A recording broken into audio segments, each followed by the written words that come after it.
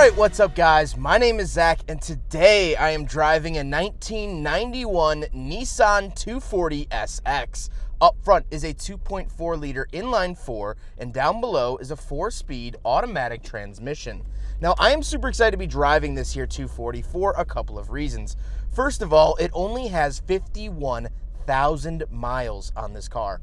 In terms of a 31-year-old car, this is pretty low mileage. And as you can see, it's pretty clean. Not pretty, it's very clean. The second reason is the fact that this is owned by my good friend who is listing it for auction right now. So you could check the comments down below and you could see when the auction is live, and after the auction ends, I'll update my pinned comment with how much the car went for. But before we get on to anything else, I have a website, zackpraedel.com. If you're interested in buying stickers, I have some stickers available, a big friggin' bottle sticker and a retro sticker pack. You can also submit your own vehicle to be reviewed by me through a quick and easy submission form, as well as you could read my behind the scenes blog to see what I'm filming before it comes out on the channel. But let's get back to that 2.4 liter under the hood. Well, it's a KA24DE, and the D is pretty important in this scenario because that means dual overhead cam. Here in 1991, the Nissan 240sx got the double cam KA24, where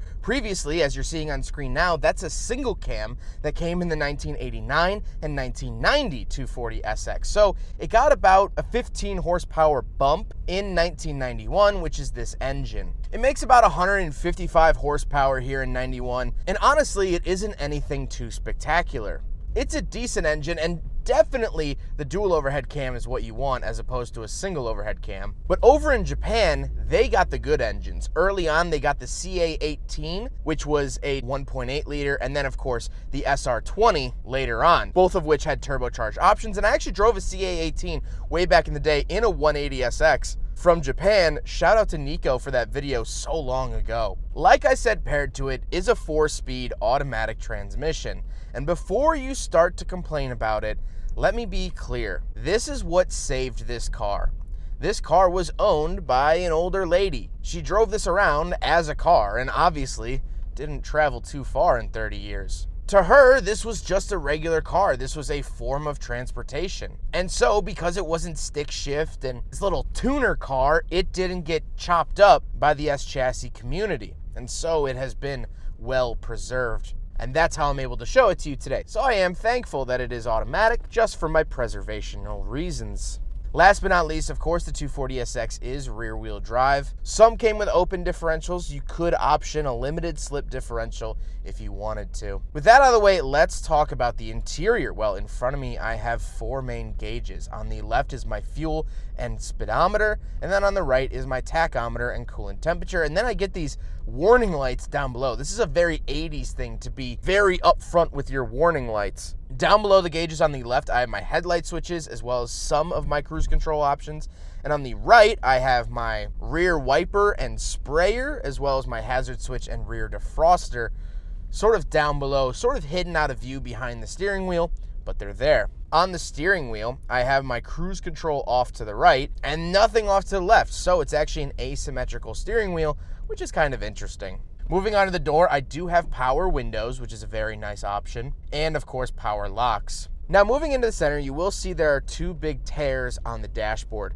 This is incredibly common for Nissan 240sx's. Pretty much every car I've ever driven, every 240 has had a cracked dash besides the S14 I filmed last year, which was also low mileage. But we do have vents on the dashboard, of course, climate control vents, and for the first time in a long time, I have the original radio. This has not gotten an aftermarket radio swapped into it, which for a 30-year-old Japanese car is hard to find the original radio. And that also goes with the active speaker system. As you'll see on the doors, it says active speaker, which from what I read is the upgraded speaker system that you could have optioned in a 240sx. Apparently, each speaker got its own little amp, but I'm not totally sure. If anyone has more information on the active speaker system, that would be fantastic. All I know is that it was the upgraded system and not every car got it. Then moving on to the automatic shifter, I do have the shift lock press to release little logo up top, and then the shifter's pretty standard Nissan from the 1990s, nothing to write home about. Then I do get a little ashtray in the center that opens up. Very nice. You could conceal it and make it look a little nicer. And I have my power mirrors as well as my cigarette lighter. I get a center console, and that finishes out the interior. So there are no cup holders in the 240sx, so it fails the big friggin' bottle test. Now we gotta talk about the seats. The seats are comfortable. They're very nondescript. They don't have much shape to them. They don't look any certain way. They don't have like stitching in the middle. They're just cloth seats, which I think is kind of funny. However, I do have power seat belts, which is an awesome 90s and 80s car quirk, and they still function in this 240sx. Speaking of seats, we do have back seats, so let's go do a back seat review. So I'm kind of in the back of the Nissan 240sx. These rear seat, the space is terrible. The actual cushions themselves are kind of comfy, but as you can see, my head is hitting the glass and now vibrating with the car. This seat right here, the seat is actually touching the back seat. There's literally no leg room. Treat this like an FRS or BRZ of modern standards. These back seats are pretty useless. Let's take a quick look at the trunk and then we'll talk about the looks. So before we actually talk about the rear cargo space, there's two versions of the 240sx.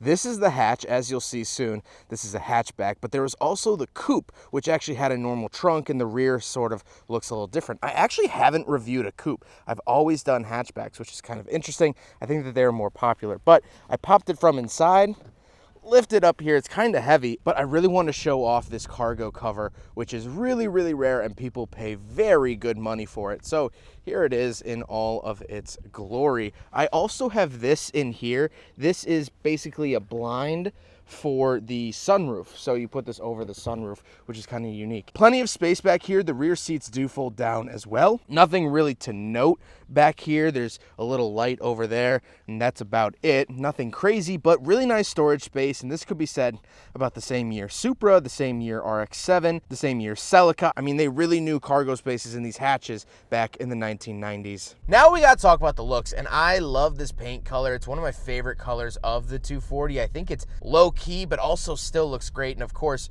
with a nice polish, this car looks fantastic. It also has the teardrop wheels. Now, the teardrop wheels are actually from an 89 to 90 single overhead cam car. They actually swapped the wheel design for 91. So these are actually wheels from a previous year 240. However, they are the more desirable wheels. They look really interesting, and they do help out with brake cooling because those teardrops sort of act like scoops and scoop the air in towards the brakes. And of course, how can we mention the looks without mentioning the pop-up headlights?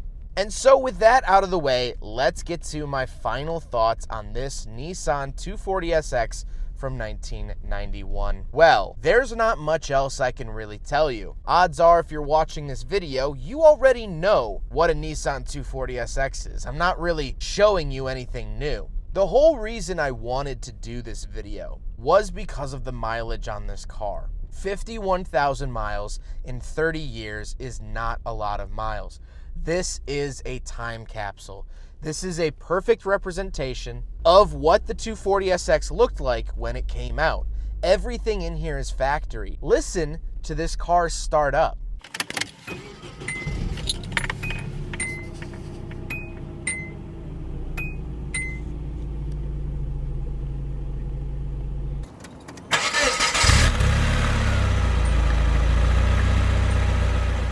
So while I'm posting this video in 2022, the reason I'm making this video is for 2030, for 2040, 2050. Because a 240sx like this in this condition won't be seen again.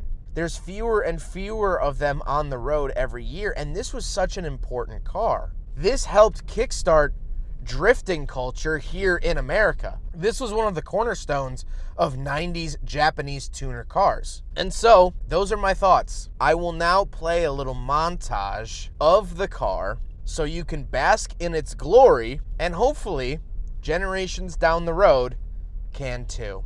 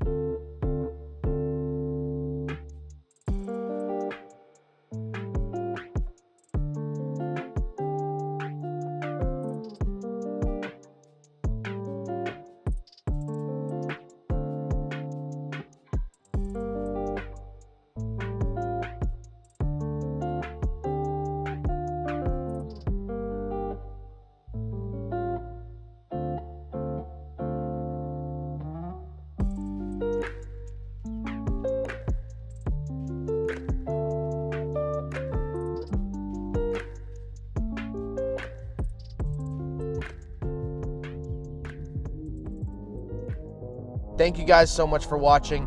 Huge thank you to Andy, and keep an eye on the comments for the auction details. Take care, guys.